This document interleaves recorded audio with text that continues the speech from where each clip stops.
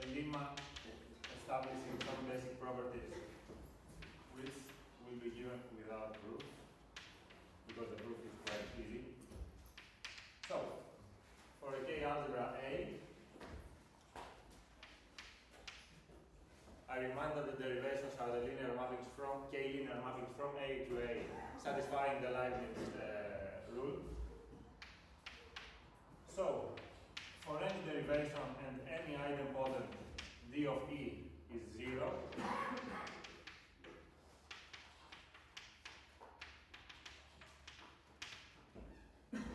this is straightforward. You just play with the Leibniz rule given this condition here. The derivations of the Cartesian product are just the Cartesian product of the corresponding derivation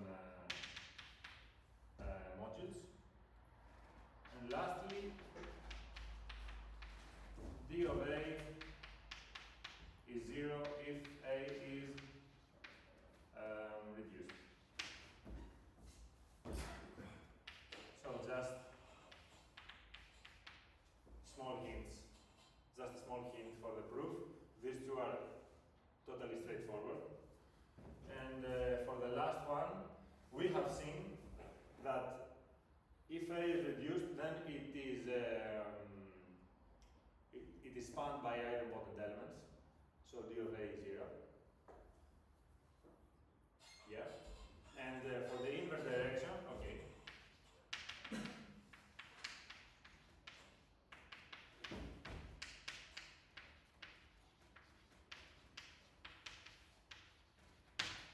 Spanned by idempotents, so d of A is 0. And for this direction, we want to show that if A is not reduced, let's say local, we can suppose that it is local given this decomposition here. And we can recall that every non-local finite dimensional algebra over K is a Cartesian product of local algebras. So, if it is local with maximal ideal M, then in the notes he has a different but very similar proof to something that we will show later, so I just mentioned what we will show later. And this also is enough for our proof here. So, we will show later that the dual space of M over M squared is isomorphic to the derivations of A to K. We will see later what that is. But for our case here, it is just the derivations from A to A whose image lies inside K. Okay, so this is. So if M is not 0, then we have non-trivial derivations.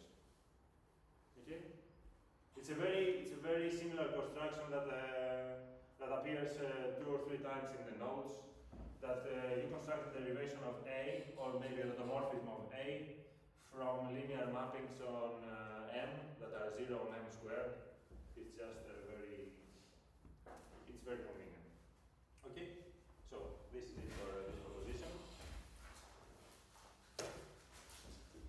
And that was the last bit of info concerning like derivations in general.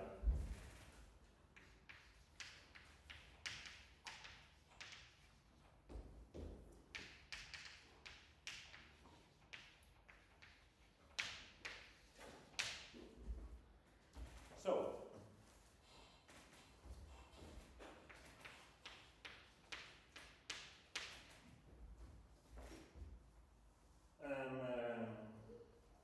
restricted Lie algebras. This is an extra piece of, let's say, structure for a Lie algebra that mimics the pth power mapping where that exists.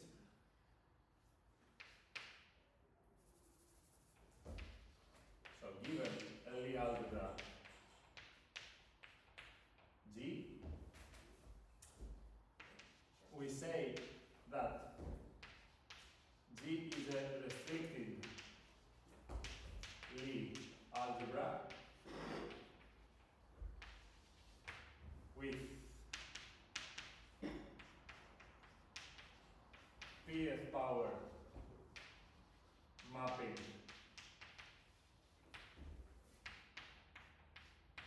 x goes to x to bracket p.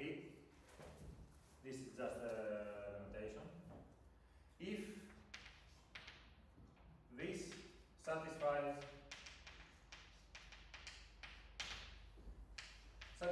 three properties, which are just what some basic and useful properties that are satisfied by the real pth power mapping in the GLN in the GLN case.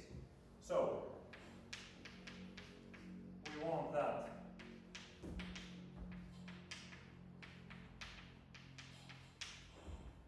on the scalars the pth power mapping will be just the pth power.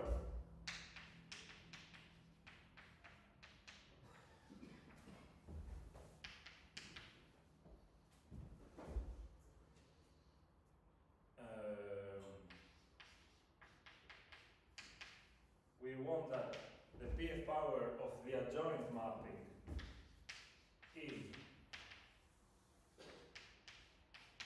the real pth power of the adjoint mapping, because this is a linear map from G to G, so we can compose it with itself. And I will explain which map this is. Actually, I will do it now.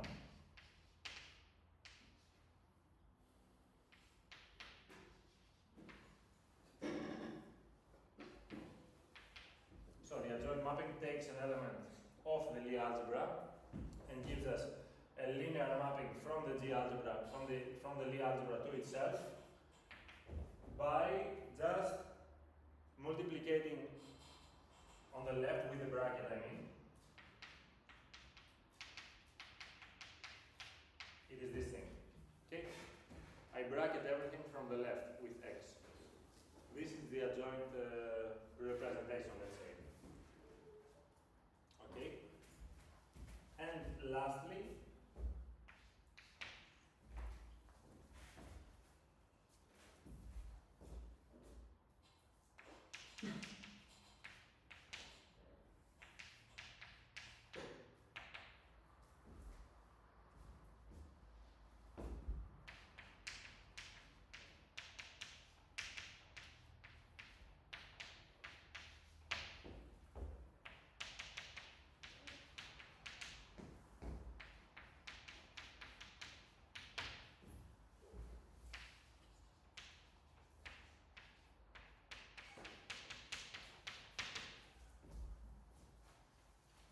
now again, this is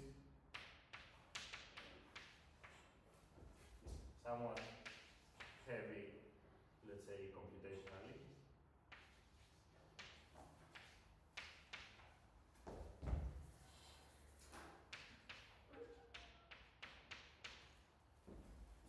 So we define that for x0, x1.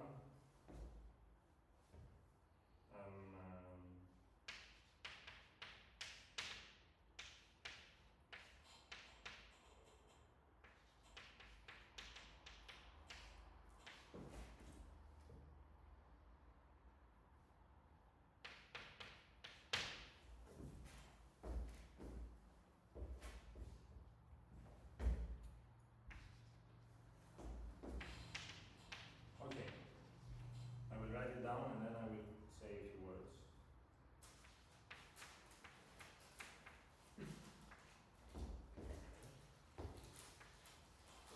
So U runs over all functions from 1 to p minus 1 to this set, taking the value to 0 exactly I times in this sum. Yeah. So this is just what happens. Like, I don't have anything else to say about that because it is not mentioned. It is not used anywhere in the notes as far as I have seen. I have something to say about that because this in particular means that if we have a pth power mapping, then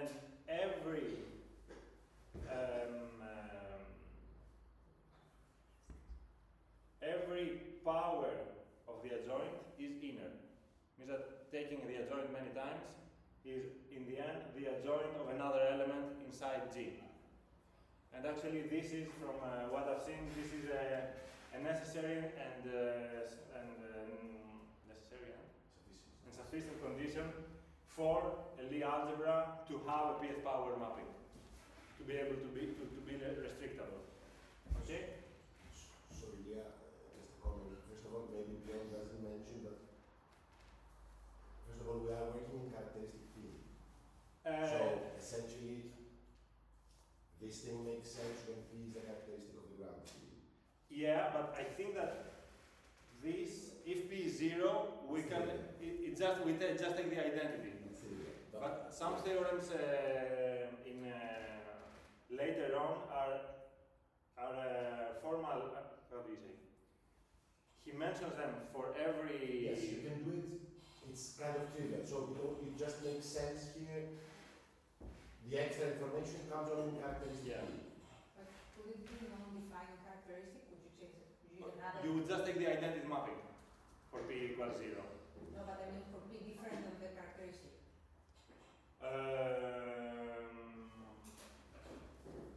No. You're right. It would be trivial. It's the same as the modular version of the multiplication.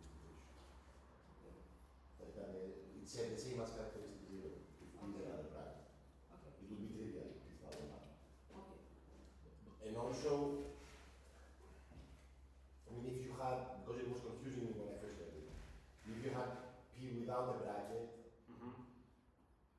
it would mean that it would be essentially taking the Lie bracket P times, right? Because it's the multiplication in the algebra.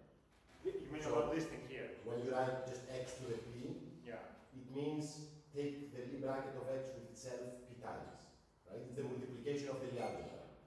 The algebra structure of G. In general, if you say x to the P, that does not exist in the algebra, in the Lie algebra. Exactly. That's why you need this mapping to model some kind of composition. And this makes sense only for P. There is no, it doesn't make sense for other integer values. Hence, this C, which is sort of a binomial theorem. Yeah, this is actually a coefficient of. You would have in this weird sum, you would expect to have brackets of lower values of P, right? I mean, in the binomial theorem, you would have P minus 1, P minus S, this I from 1 to P minus 1, but this P power is not defined, does not make sense. So you need to substitute, and this weird formula is what makes this binomial theorem work instead of, because you cannot write x to the bracket P minus 1, it doesn't make sense.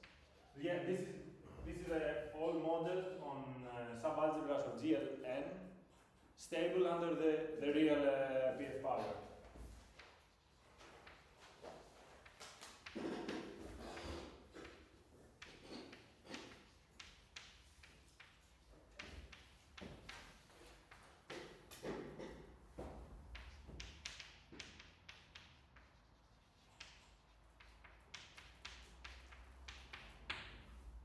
So what is crucial here is to keep in mind that this pth power map is not a formula.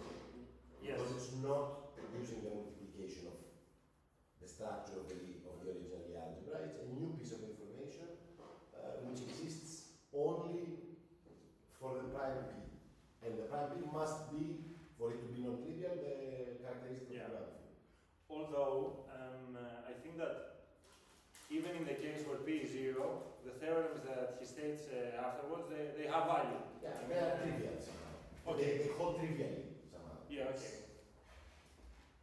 Okay, so this is the formal part of what a restricted Lie algebra is. We will see that every restricted Lie algebra is just a stable subalgebra of GLN under the pth power mapping. Do we have a response?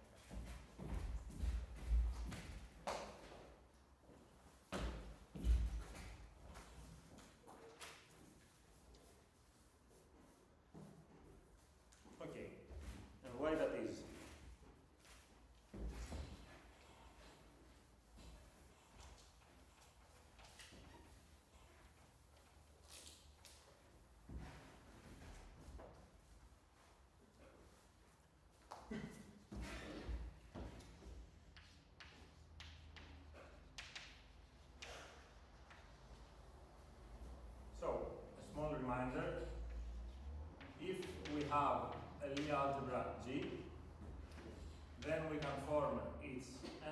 algebra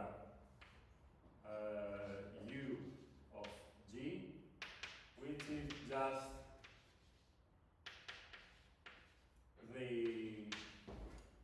tensor, what's it called? The tensor algebra of G over all n modulo this idea.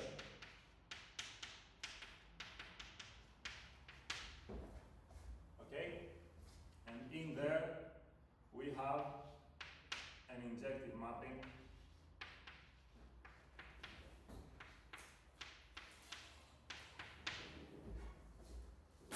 so we create an associative algebra whose induced Lie bracket is exactly the one that we want for this to be a homomorphism. Okay? And this is actually the universal object, the universal associative algebra for which there exists such a morphism. And U of G, this is called the PBW theorem. If let's say G has a basis x1, xm,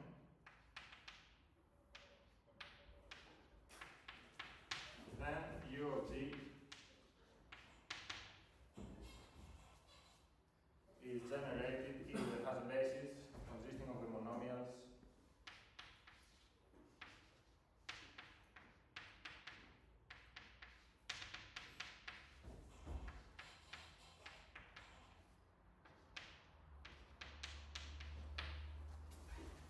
consisting of all these monomials. And this is actually what gives the injectivity of this mapping. Okay? Now, for a restricted Lie algebra,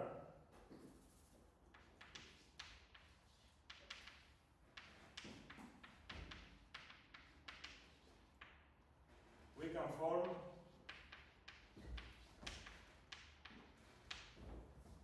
the restricted enveloping Lie algebra of G, which is the quotient of the original enveloping algebra, but we want that, since this is an associative algebra, we want to make the composition of the maps exactly to equal the pth power mapping.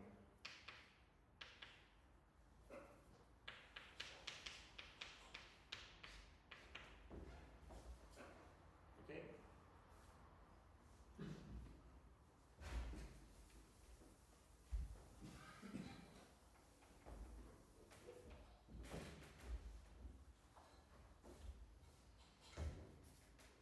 And again, we get an injective mapping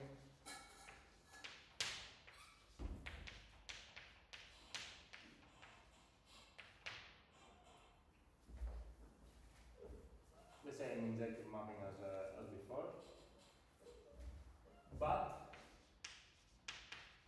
now the PBW theorem gives that the basis for this thing is actually all the monomials of the form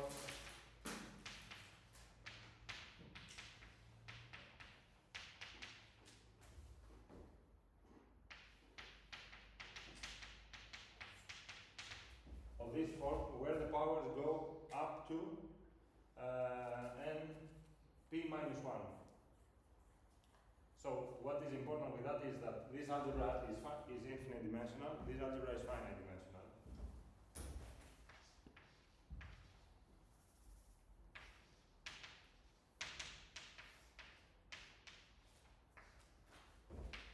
And actually its dimension is p to the power of g.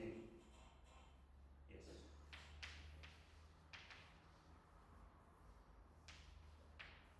P to the dimension of g. Okay, this is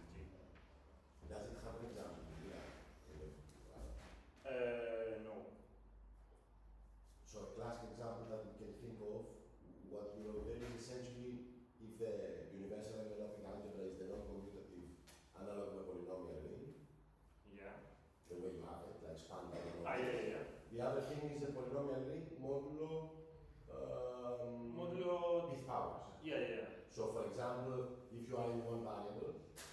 You start with a one-dimensional algebra generated by one element.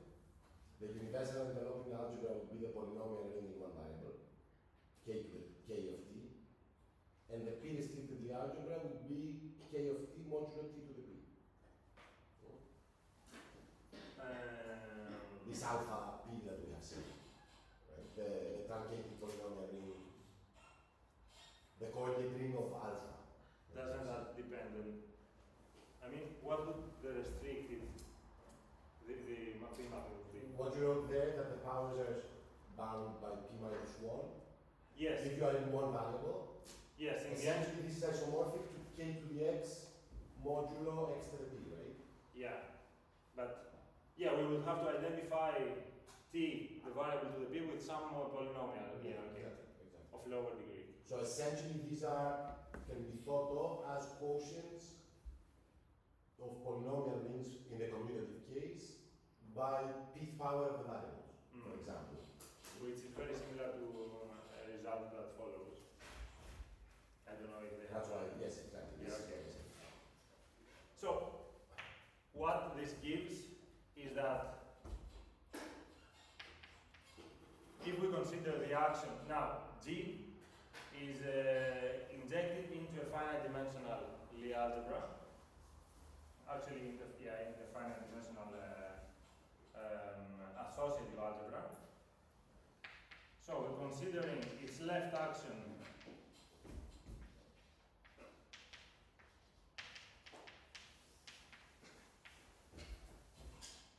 by left multiplication. And when I say by left multiplication, I don't mean the bracket, I mean the multiplication. We get that this is faithful. Okay. Considering here, we get a faithful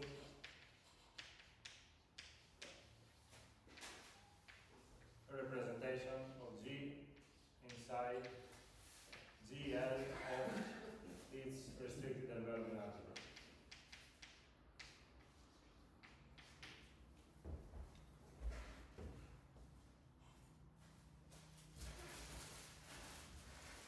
So every restricted P, every restricted Lie algebra is a sub-algebra of GLM something, stable under the pth power mapping by definition.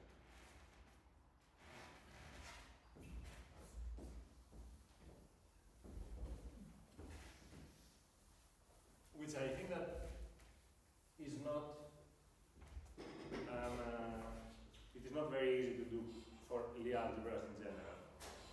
Yeah, what do you mean when you write the dimension bracket? This is just the dimension of U. UBG. Yeah, yeah.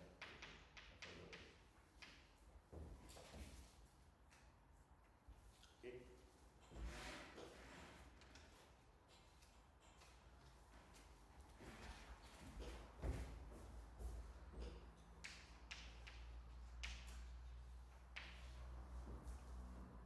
And the lemma, which will be used later.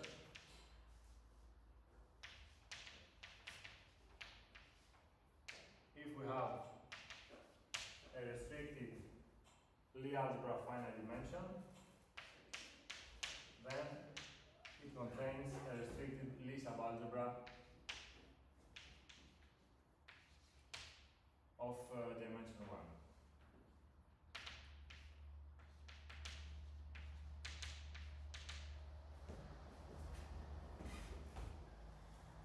I won't do the proof of that because I have not understood it. I'm afraid. We can consider that this is just G is a subalgebra of some GLM stable under the pth power, the pth power, the normal pth power mapping, and yeah, so we can decompose elements in nilpotents and diagonalizable. But I was, yes, even the proof that he mentions, I can see that. Maybe you could write just this example that we discussed just to have it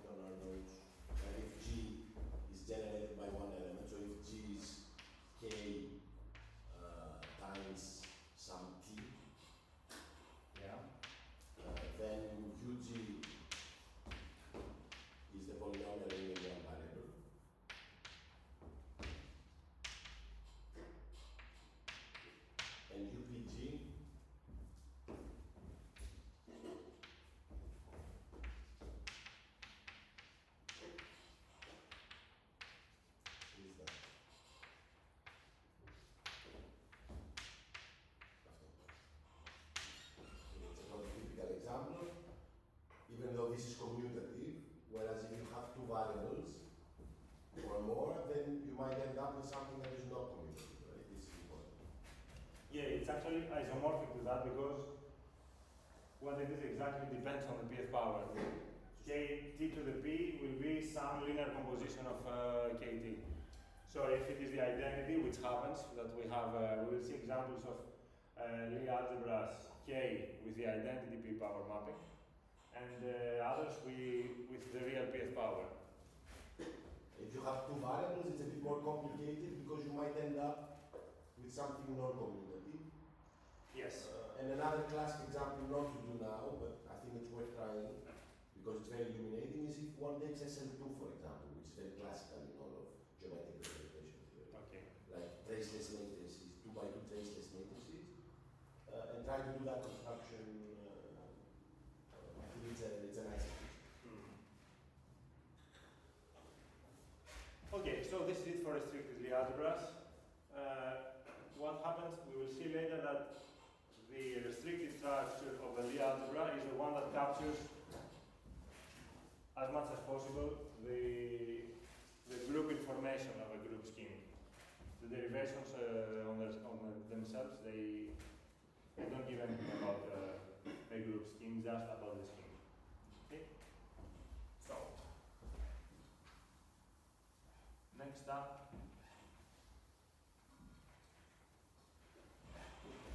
are tangent spaces.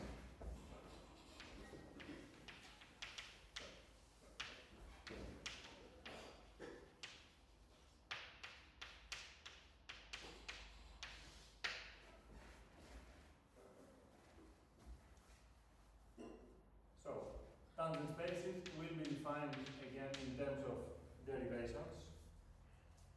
Derivations are used because in differential geometry we have vector fields, and vector fields are can also be defined in differential. I guess this is why.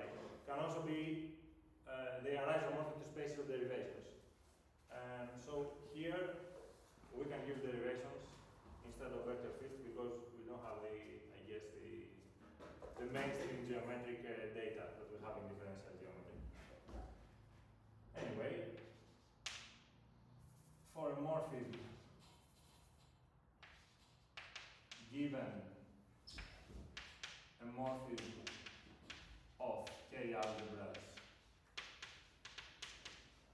from A to B, we define the derivations of A into B to be the linear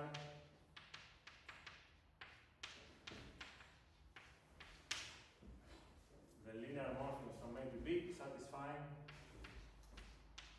the Leibniz rule in the only way possible.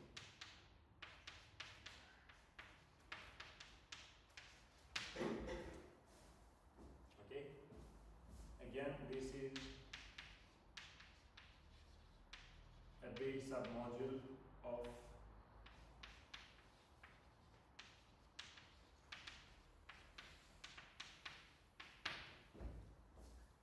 the K-linear homomorphism from A to B.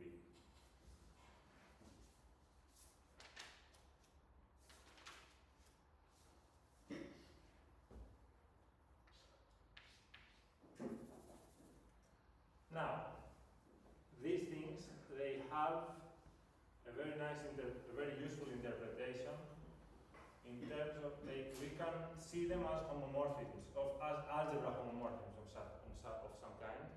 And this is important because algebra homomorphisms, they correspond to homomorphisms of schemes. This thing, I don't know what it corresponds to, like formally. A K-linear map from A to B. So, we define this infinitesimal algebra.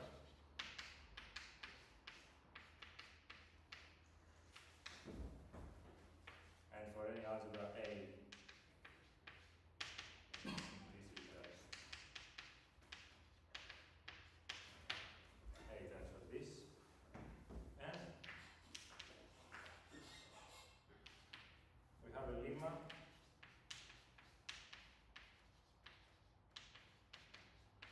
Again, the same setting for homomorphism from A to B. The derivations from A to B are exactly the linear mappings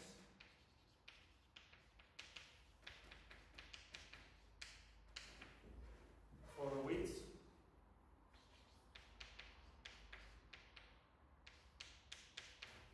this map from A to B of epsilon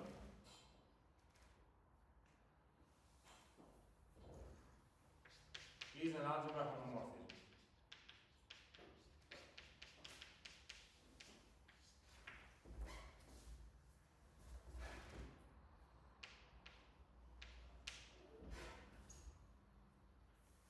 Okay?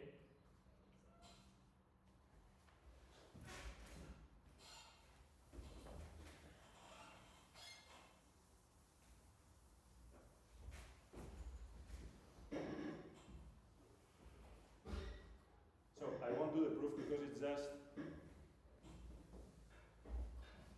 if you write it down in this condition, it's exactly equivalent to the Leibniz rule.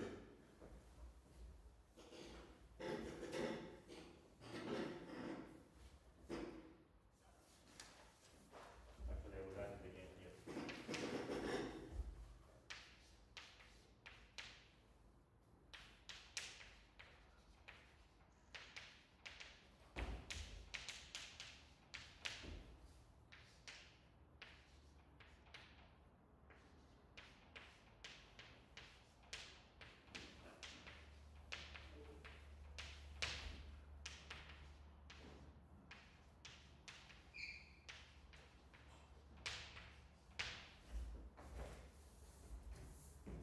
Okay, this is the condition.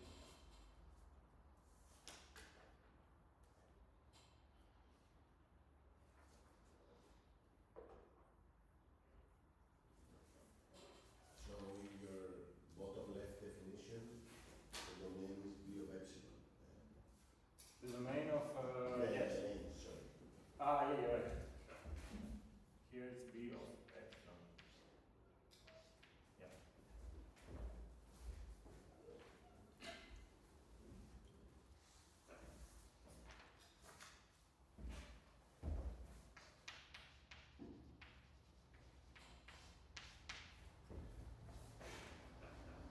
You want to do the proof of that? I mean, it's just you write that down.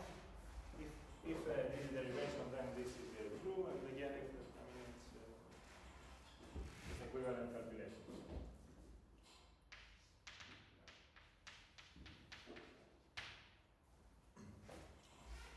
Okay, so now given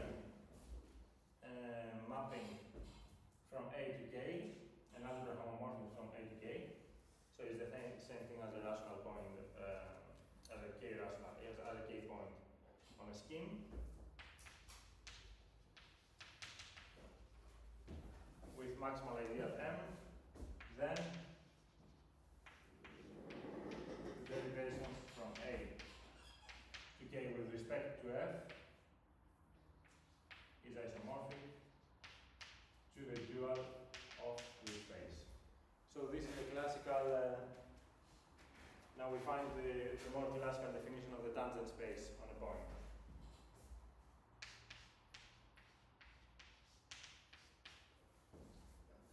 And this is the thing that I promised earlier that we would see, we would find. Okay, so the proof, given a derivation from A to K, since this thing is written as K plus the maximal ideal, and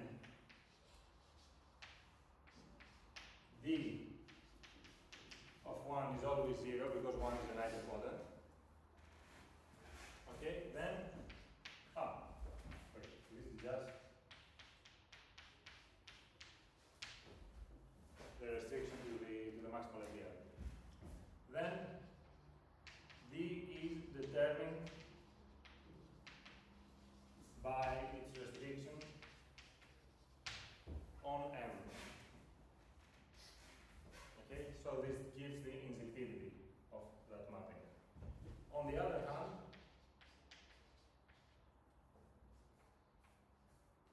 okay, it's given by just M, and by Leibniz,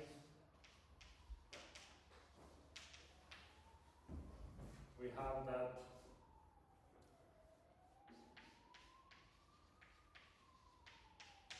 dm1, m2 is f of m1, m2 plus m1 f of m2, which is equal to 0 because m is the kernel of f.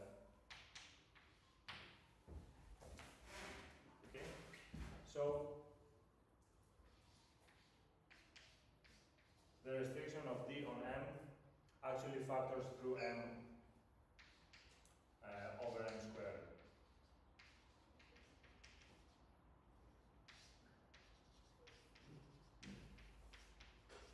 So it is indeed an element of this dual space, which determines uniquely the derivation. Now, on the other hand, for the inverse direction,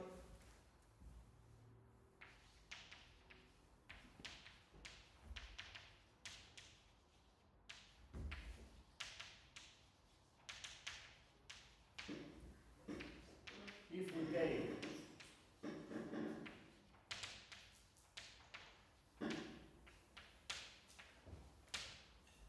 any element of this dual space, we define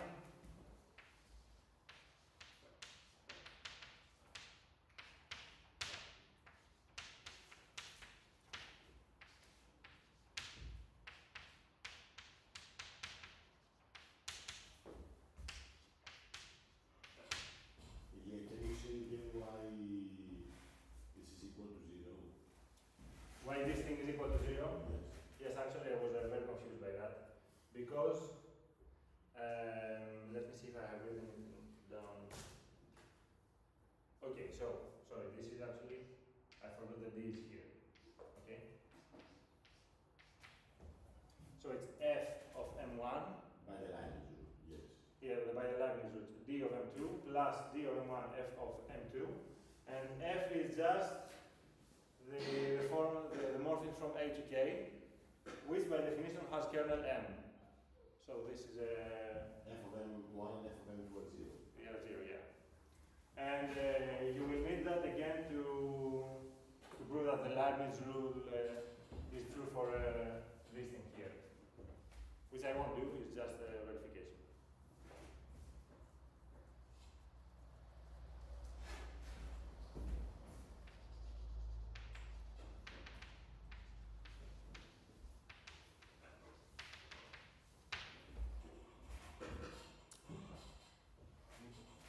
The results that I mentioned are separated into two classes, the too easy to prove and the too hard to prove. So actually I don't have many proofs, but this is the too easy ones. Okay. So essentially what this is telling us is that F is a K-algebra map, is a map with kernel M, and then D is a map with kernel M squared. Yes, for the M squared plus 1, actually.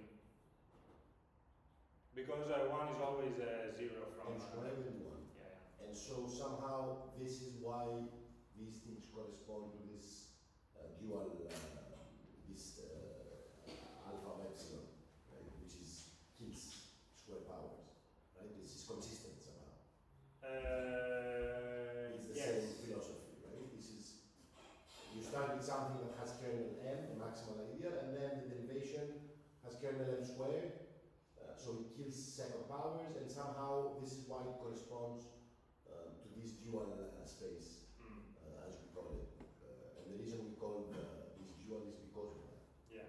And there is the geometric intuition that if we look at the local ring as functions, constants are 0, so we just look at what happens for the maximal ideal. And by the Leibniz rule, the derivative of two functions that take the value 0 at a point is just 0. Okay, this is from the other book that we were the million notes. Okay, he mentions this intuition in there. Anyway, but in any case, we know we have seen that as a tangent space, so we can see why the derivations of A to K are just our usual notion of tangent space.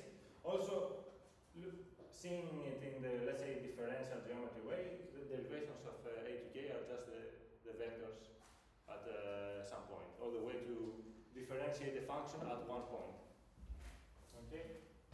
Anyway, so, given all that, some terminology.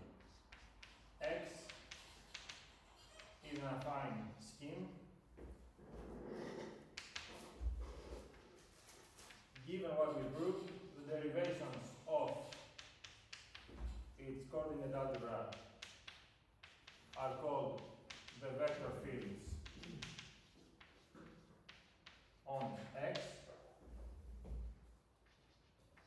The tangent space at one point is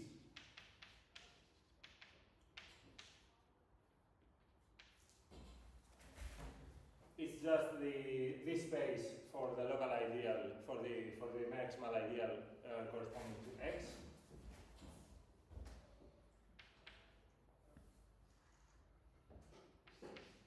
I don't know what I haven't written it down, but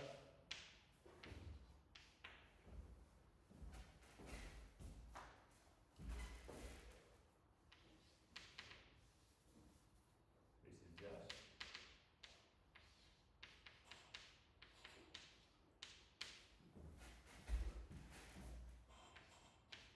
so it is by definition this space, this dual space, isomorphic as we proved to the derivations of the coordinate algebra into K with respect to X, which is a morphic from OX to K, which is called the Zariski tangent space.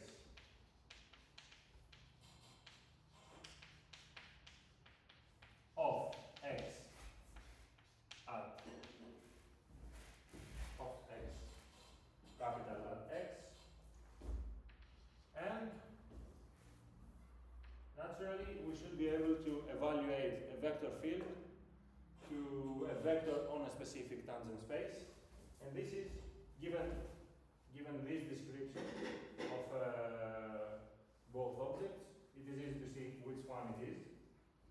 We have an evaluation map from the derivations of OX,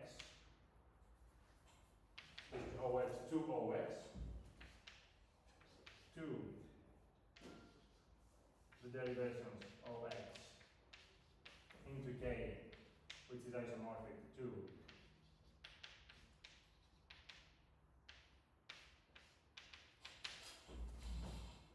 which is this mapping here. First of all, we take D to X composition D. This is the derivation from OX to OX. This is the derivation from OX to K. So an element of the tangent space essentially. And to come here, it's just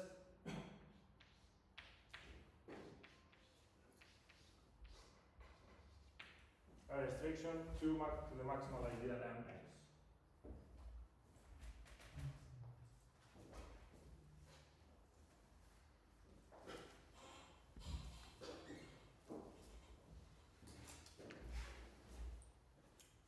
For me, who isn't that much familiar with standard machinery of, let's say, algebraic geometry, this is necessary to be able to imitate what happens in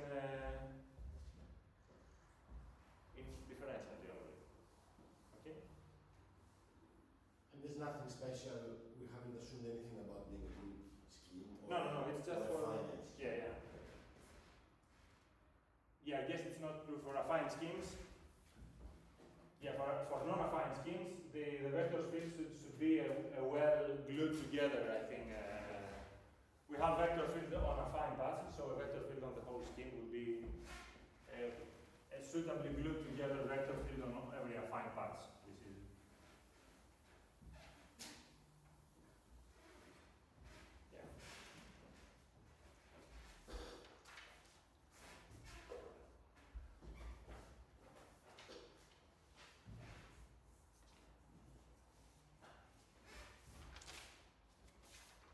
okay, and now I guess a very important part. So it's an interpretation of the vector of the tangent space as sections between two sets.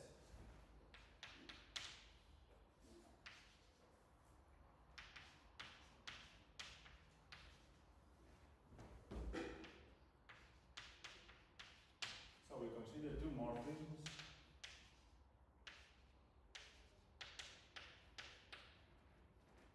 Yeah, this is just the identity. And now, by the lemma showing this equivalence that we will see actually which one it is, transforming derivations to algebra homomorphisms, we have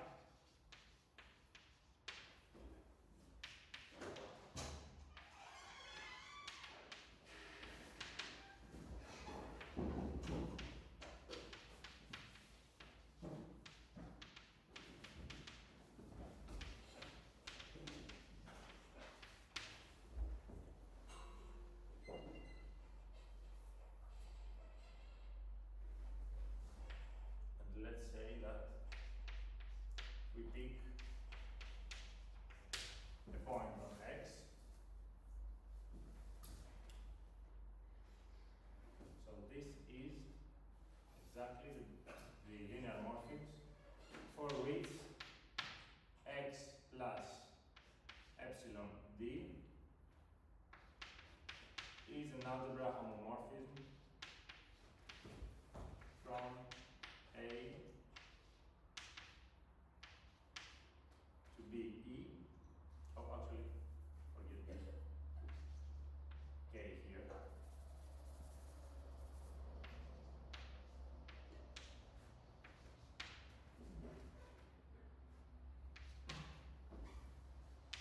Okay. And this is just the set of morphisms. So, such a homomorphism is determined by two things. First of all, its restriction, its projection back to K is X, and yeah, this is the only thing. Its restriction back to K is X. If we put epsilon equals 0, then we get X. Okay?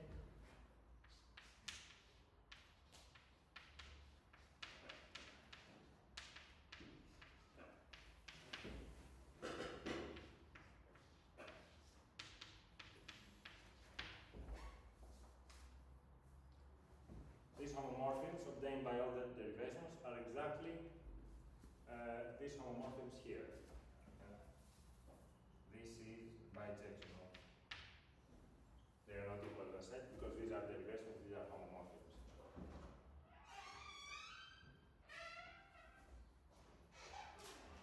Is this clear up to this point? Because this thing is exactly the fiber of X, of the point X, corresponding to the projection X of P from the KE points of X to the K points of X. This is the exact definition of the fiber of that thing.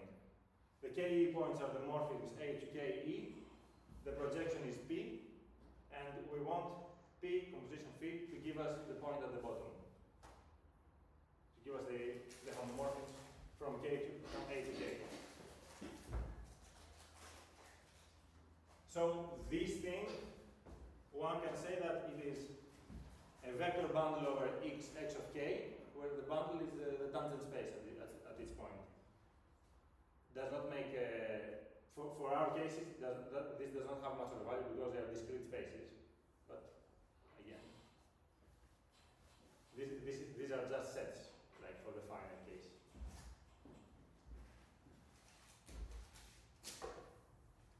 Yeah, this is the explanation for the definition some people have seen of the tangent space being the k points of the scheme. Yeah. Or in the formation theory, for example. We evaluate this dual ring.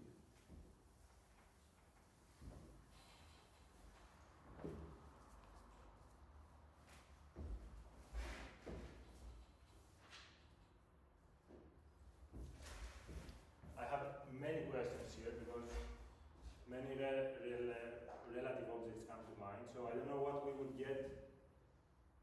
I mean, we define the tangent space as a section of one set over another. It's not a scheme. Like it's not that we have a scheme over another scheme or something like that. Like I wonder what would happen if instead of k we took r of e over r for all r. Like would we get isomorphic tangent spaces, which is equivalent to either a scheme which is the tangent bundle of x.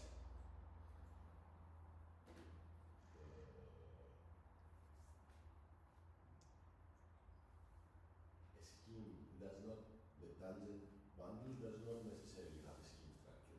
It's a bundle. Okay. So it's, I still have the Depends on the R. yeah, not always. On the R, you mean the ring that we will take like here? Okay, but These are, in some sense, some fat points, as okay. you already said. So you can consider as fat points whatever you like. Mhm. It's like having a fat subscheme, which you. It's like having an R sub, a point which is not a point but a subscheme, and you make this subscheme infinitesimally fat. Okay. And you cannot restrict yourself into just dual. You can consider other orders of infinitesimality. So you can consider not just 2, but you can consider E to be nilpotent of order n. Okay. And this will lead to eventually the notion of formal scheme. Yeah. But the answer to your question is that it's not always necessarily, it does not have, the tangent space does not necessarily have a scheme structure. It's Yeah. a spec of something. Okay. Yeah. Actually, it's a vector bundle. It's a bundle of that. Yes. The tangent, in the same manner that for a manifold, the tangent, you have a tangent bundle, not a tangent manifold. Okay. I will reformulate maybe what I mean. No, this is okay. It's a satisfying answer. But I will explain what in view of You can generalize this in a lot of ways, in a lot of directions. The thing is that, okay, we see that the tangent bundle, the tangent space at the point, is just a section of this thing. So I was wondering if we can find, if we can say that the vector fields on X are a section of this kind. Because for one point we have the identification of the derivations with a real section, something that we can we understand as a vector, as a bundle, as a tangent space sitting over X. Because otherwise you have this evaluation, right? So you're saying that the right-hand side is sections. You can map every derivation on to a section, Yeah. but not all derivations are sections. It's not an isomorphism. side Yeah. is exactly what you described as sections of a C for a bundle. Yeah, like considering this bundle, we should have that vector fields are global sections of x of k, to x of k of e. As you described. Yeah, yeah, yeah. Even when we discuss it. Okay. Θέλουμε να κάνουμε διαλογισμό, να take a break. How long do we have? Very, very long. He's not going to finish today, I guess. No, no, no. But we can take 10 minutes off and then continue for another 30, 40 minutes, or we can go.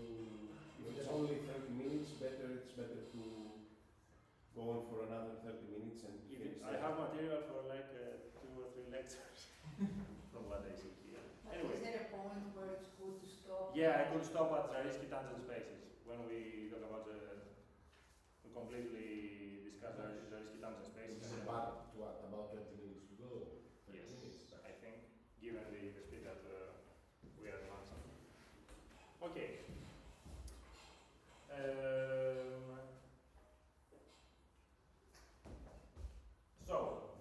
So we have here x of sigma from x of k to x of k epsilon is a section of x of p. By definition, since p composition sigma is the identity. Okay.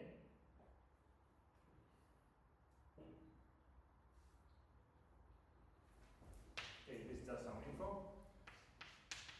And anyway, what this does is help us to establish some properties of the tangent space, like in, let's say, factorially, which maybe would be a bit more difficult using this definition there. So, if we take a morphism from one scheme to another, such that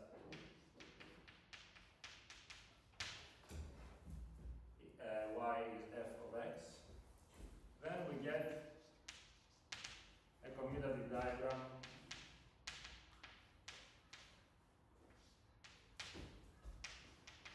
of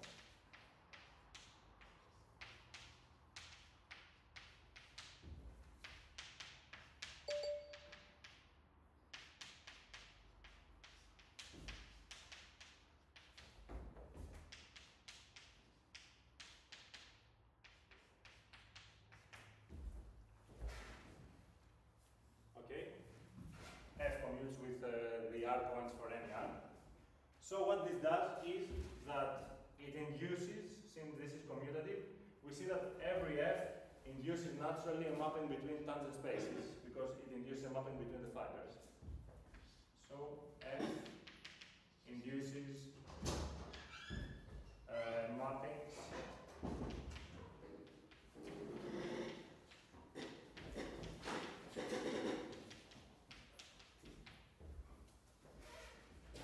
and this mapping is called the differential of f at x.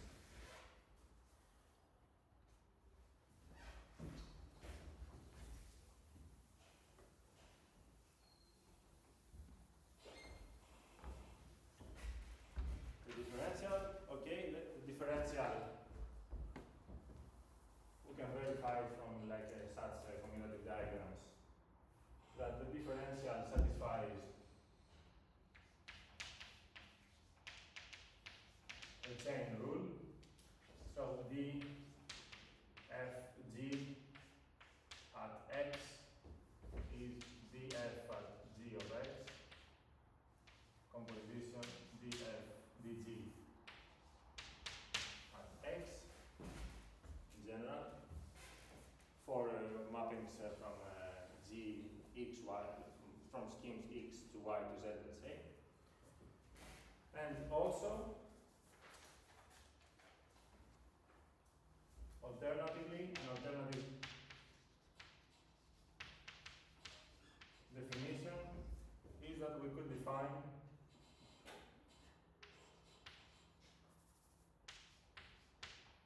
df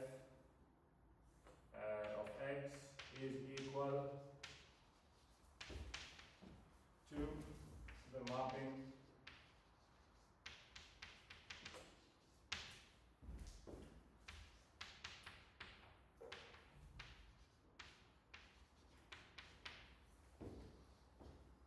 to the transpose actually.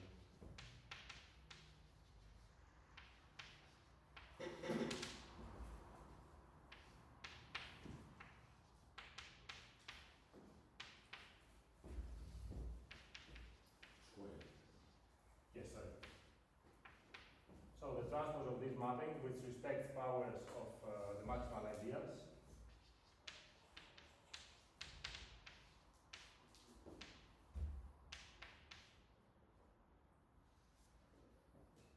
of since f is from x to y,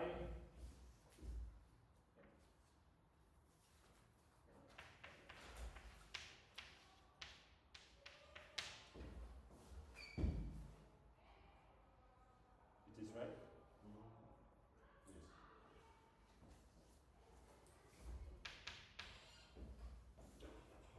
Yes. Yeah. So we get a mapping between these two spaces, and the transpose is naturally a mapping between their duals. And this is the same thing as the differential.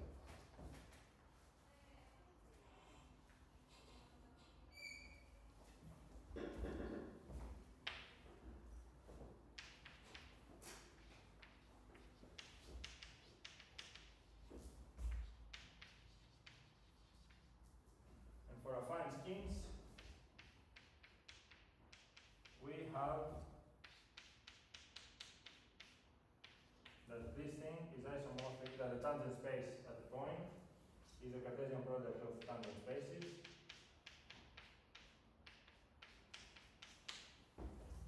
via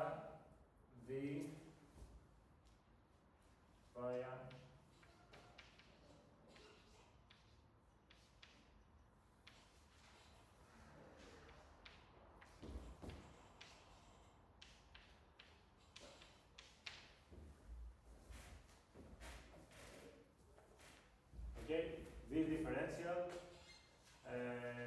gives a bijection between the fibers of of the section of the KE points of that over the K points of that, which is by definition of the fiber product, the Cartesian product of the corresponding fibers. This is just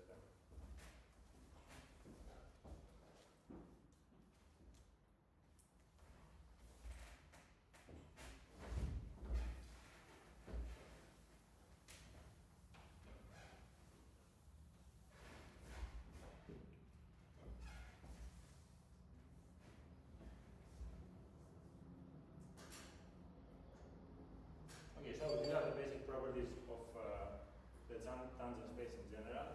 And for group schemes,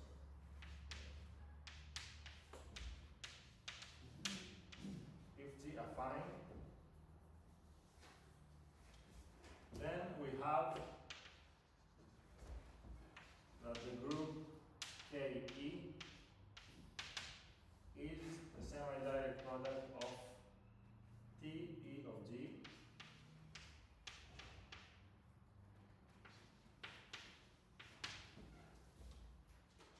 this is just since this is the kernel of G of P from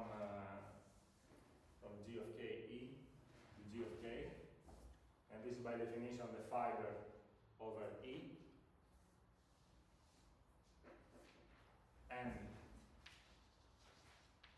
we get a semi-direct product since we have a section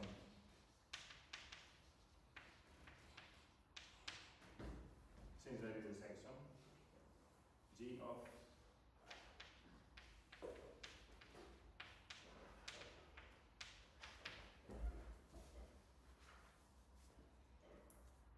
and what else? This will normally need a little bit of discussion, in the sense that when you write semi-direct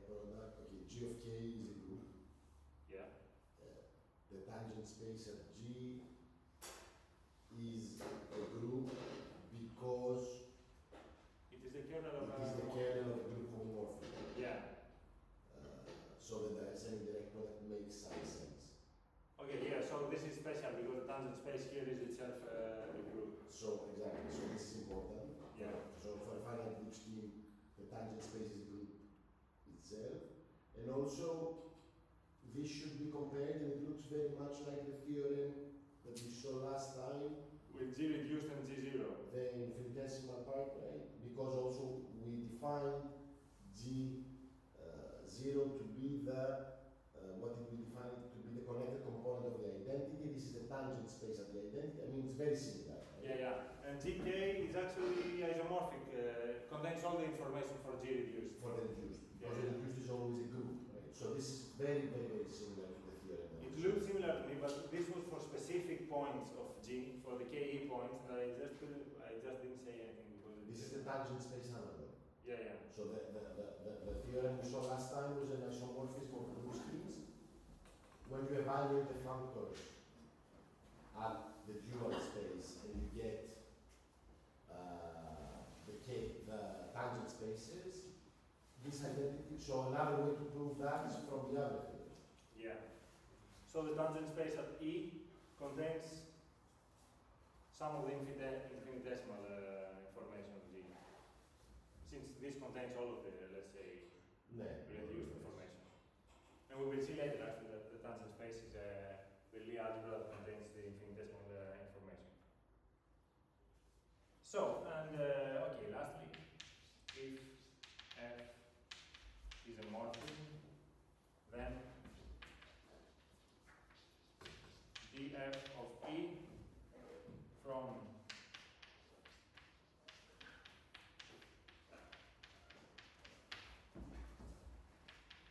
this is a group homomorphism.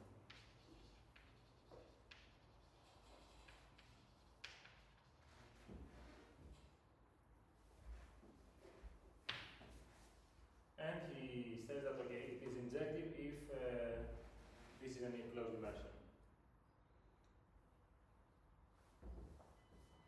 This is all that there is about the Zariski tangent space. So here the tangent spaces are essentially groups.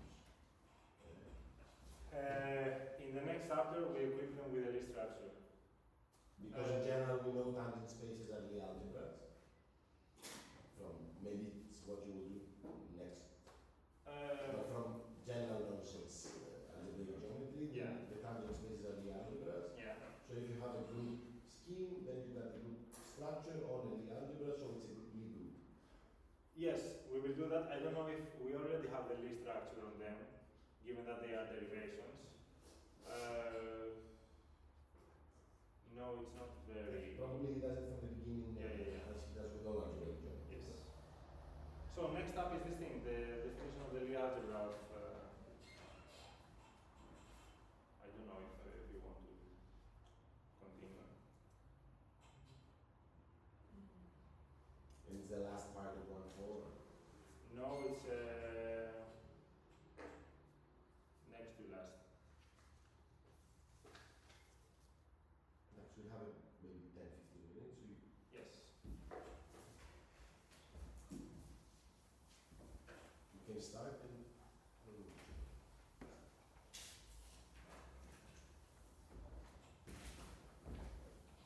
So now we will do exactly that.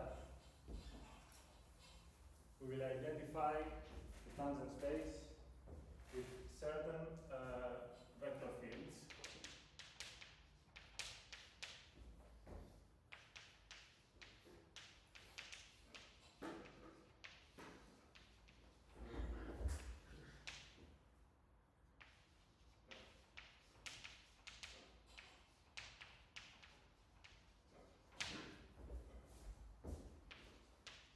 So we consider an affine group scheme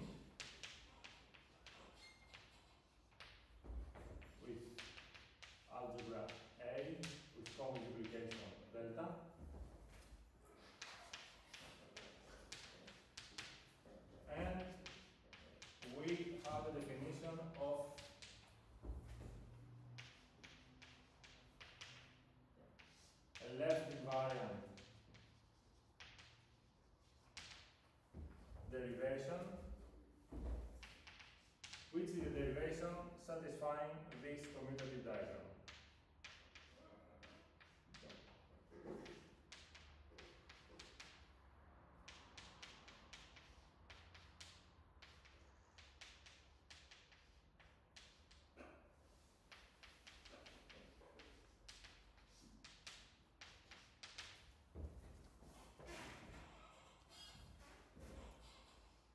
This does not make much sense to me. So for this to make sense, I have to take the mirror diagram, I think, which this is the problem I was talking about before. There is no, for this diagram, there is no mirror diagram because this is a k-linear mapping from A to A. So you can take the mirror of that because this does not induce a morphism of schemes. But this is equivalent. Okay, so this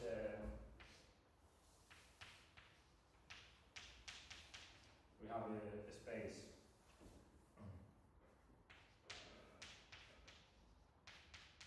of invariant derivations, and this is actually a restricted Lie subalgebra of the derivations. You can take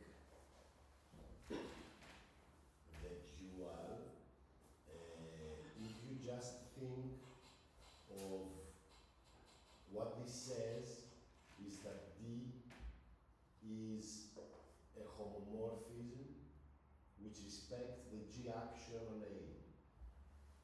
So A is the coordinate ring of a group scheme. Yes. So somehow you have the regular representation, the group acting on itself, and this induces an action of the group on the algebra. Okay. So the multiplication G times G to G, you can turn it into an action of G on the coordinate ring. And what this says is that D is equivariant, is a G homomorphism. If you just turn around the arrows of the delta, yes, then you would get what we saw last time, that D of that this is a map of G modules. So somehow A is a G module. A is what we defined it last time, right? You have an action of G on A. yeah, And what this says is that D is a homomorphism of that respects the action. the action of G on A is by left multiplication. Yes, induced by the Induced by. multiplication of G. And what this is what it says. And if you remember last time, I think you or me 2 classes ago, we had written down the axiom of what it means for a homomorphism to be a homomorphism that respects the action of G modules. Like this property f of G times x is equal to G times f of x. But there is no problem that this is not a homomorphism, it's just a linear map from A to A. A homomorphism, yes, of G modules, not of okay. schemes. A is a G module, so A is a vector space with a G action. Yeah. So what this says, more or less, is that if you can write it down in quotation marks, is that D of G times A, like elements, D, D of? G, micro G, it's a parenthesis, Yeah. A times A is G times D of A. Αυτό λέει. Ah, okay. For the action induced by G on A by left multiplication. Yes, which is equivalent to say that, and now this is going to seem a bit more weird, that G acts on D trivially, which means that it's left invariant, because it should be left invariant, right? Yeah. And I guess it writes it as there A invariants in the book. As left invariant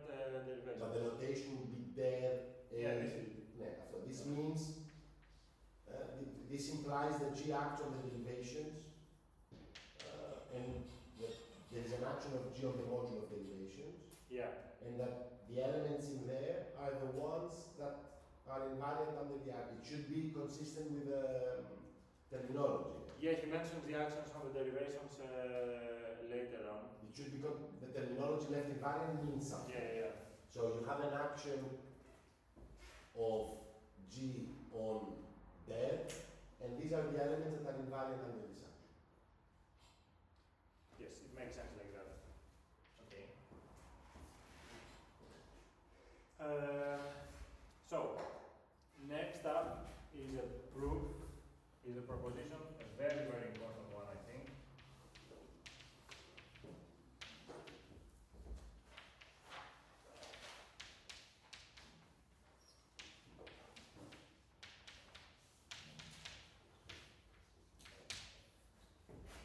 So the left invariant derivations are in one-to-one correspondence with the vector fields, with the elements of a vector at any point, actually. Okay. So with the tangent space at E. I'm not going to do the proof. What I can do, because the proof is very, I think it's long and it needs explanation. And what I can do is two examples of invariant restricted subalgebras. But this thing is like, the intuition is that G is a way to expand. For me, this was the intuition, which is not reflected in the proof. But I think that what you said with the action on the derivations can formulate this kind of intuition. So if we take a vector, with G you can define a left invariant vector field which expands this vector. So this is the intuition behind it. But anyway, he does something not completely understood by me. Anyway, I'll do the two examples.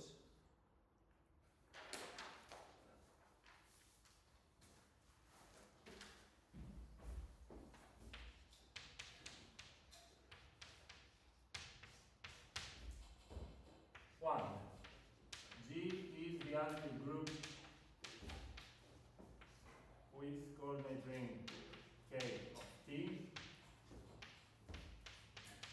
The co-multiplication is this thing.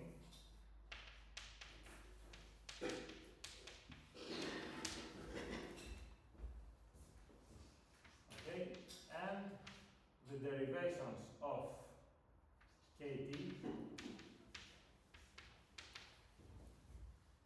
is just the multiples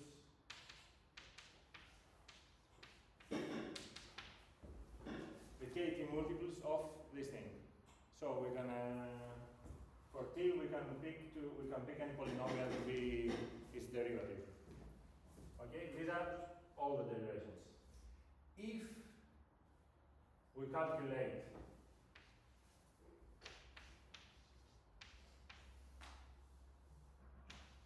the left invariant derivations, then these are just the derivations that give a scalar result, a scalar derivative of T. And I can do why that is. So, we have that.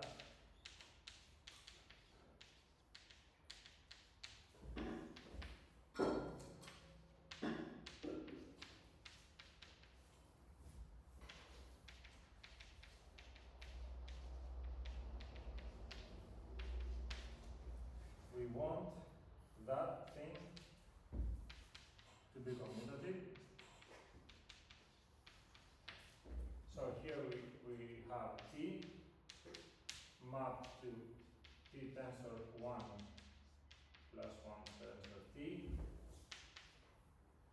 D of T, which will just be a polynomial in T. What's that here? This is delta.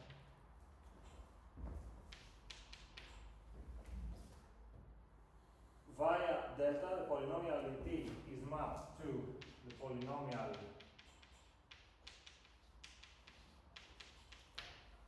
because T is replaced replaced by t tensor 1 plus 1 tensor t. Actually, these are polynomial variables. We can look at these as x and y in the tensor product. Okay? So this tensor product is isomorphic to k of x and y. This is just a polynomial. We would put one more variable there. Okay? And this thing becomes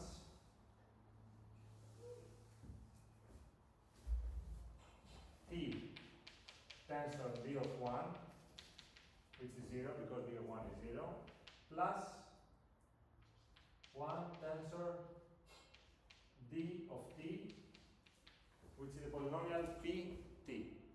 Okay, so we want, for d to be left invariant, we want to have equality between these two, which is, since these are independent variables, it's the same thing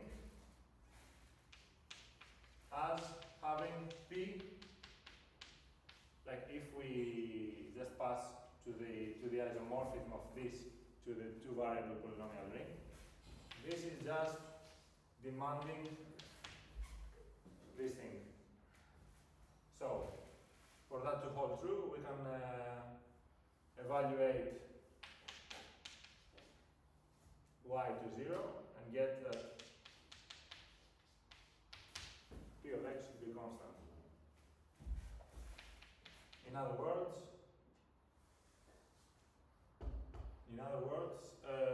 where is it? Delta d, actually d of t belongs to k. So the left invariant derivations here are exactly this subalgebra of that, and the restricted structure is just a trivial map. And the same thing, we can do the same thing for, okay, I won't write the proof because it's very, very similar. Again, you look at them as polynomials given the commutative mapping. Where is the example? Here it is.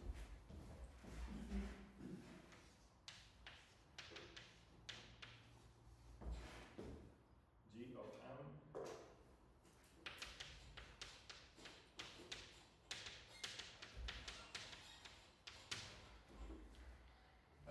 okay, the common multiplication for anyone who wants to try it out is this one. So it's, instead of the condition that we will have at the end will be, instead of x plus y, we'll have x times y. It's exactly the same thing. And we can see what evaluating y to 1, again we get a constant polynomial. So this is the common multiplication. The derivations of the algebra A are again all multiples of d over of derivation of d of t, and this is because knowing what the derivation does on t, we know what it does on t minus 1 by the Leibniz rule, because d of t times t minus 1 equals d of 1, aka 0. Okay? So, doing exactly the same thing, we will find that the left invariant derivations are not all of them, but the ones that are multiples of t d over dt. Because, what we get, the condition that we get is this one. By writing down the commutative diagram. So it's actually a multiple of x. Okay? And so this is the restricted Lie algebra with, okay, here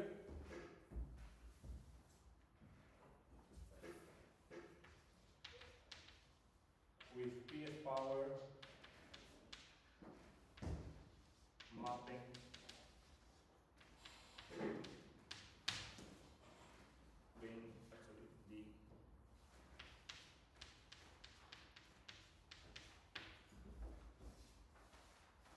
why is that?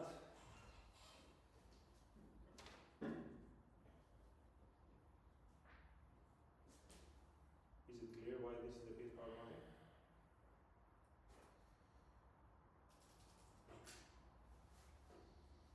Well, I mean, I guess we are in a positive characteristic you here. can just verify that these satisfy the axioms. There's nothing. Yes. It's not somehow you define that map and you verify that it satisfies the restricted algebra actions that we gave. But we need to be positive characteristic. For zero characteristic, we can still do the same thing though, no? Yes, everything will work, the brief power map will be trivial. Okay. Yeah. So I think that the rest, Yeah, let's stop. yeah. Yeah. Uh, This P means polynomial, just This P is just polynomial because it's yes, it's just the image of T through by derivation which defines everything else, determines everything else.